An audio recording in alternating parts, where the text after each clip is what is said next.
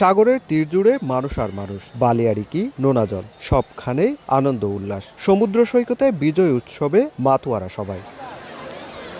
বিজয় দিবসের দিনে সাগর তীরে কেউ এসেছেন বিজয়ের বেশে, আবার কেউ এসেছেন জাতীয় পতাকা হাতে। পরিবার পরিজন নিয়ে আনন্দে মেতে ওঠার পাশাপাশি তুলছেন ছবি। শিশুদের নিয়ে খেলছেন বালুচরে, অনেকেই চড়ছেন ঘোড়ার পিঠে কিংবা ওয়াটার বাইকে। ডিসিপ্লিনের মাধ্যমে এনজয় করতেছে, এটা অনেক বেশি প্রাপ্য আমাদের। আর সব ধরনের সুযোগ সুবিধা ফ্যাসিলিটি আমরা পাচ্ছি। সমুদ্র সৈকতে বিজয় দিবসের ছুটিতে এসে খুব ভালো লাগছে এবং খুব ভালো সময় কাটাচ্ছি বন্ধু বান্ধবের সাথে।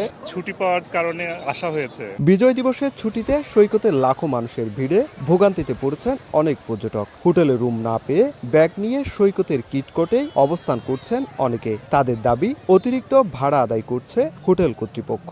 আমরা যে রুমগুলোতে 1500-2000 টাকায় উঠতাম, এগুলো এখন 4000, 4500, 5000 টাকা। তবে ঠিক আছে, তবে হোটেল ভাড়াটা একটু বেশি। আর ফ্যামিলি নিয়ে আসছি তো ভালোই লাগতেছে, আনন্দ লাগতেছে। সিটের জন্য ট্রাই করলাম, সিট পাইতেছি না, সবগুলো ব্লক হয়ে গেছে। প্রয়োজনের তুলনায় খুব কম লাইফগার্ড কর্মী থাকায় সমুদ্র স্নানে নামা পর্যটকদের নিরাপত্তা দেয়া কঠিন হয়ে পড়েছে। তিনি বিচে আমরা লাল হলুদ পতাকা দিয়ে রেখেছি। 2 লাল হলুদ পতাকার অর্থ হলো 2 লাল হলুদ পতাকা থাকা মানে লাইফগার্ড থাকা। লাইফগার্ড থাকা মানে যারা পর্যটকরা গোসল করতে আসে তারা নিরাপদে থাকা।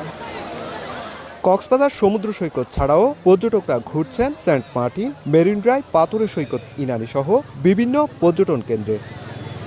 সুজাউদ্দিন রুবেল, সময় সংবাদ, কক্সবাজার।